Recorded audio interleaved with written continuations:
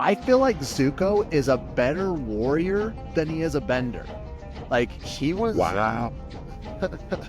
because he was doing amazing with his swords. And Loki, he's so good with his, like, he's taking out firebenders. Like, he never used his firebending when infiltrating a high max prison, like a war camp.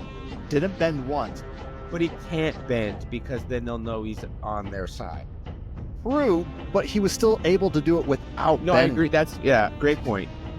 And every time he fights Aang, he uses his firebending. And let's be real, in Botto of the Water Tribe, it's still the closest fight between Aang and Zuko, and Aang still bodies Zuko. Yeah, and that, I think that's a really good point to point out of, once again, Zuko's background. And I think, to dive in a little too deep, it really shows that his character, and you kind of get this feeling by now, is this resentment he has for firebending. It was supposed to be the thing that made him, because if you go back to episode 1, and what does Uncle Iroh say? You need to remember your basics. Remember your basics.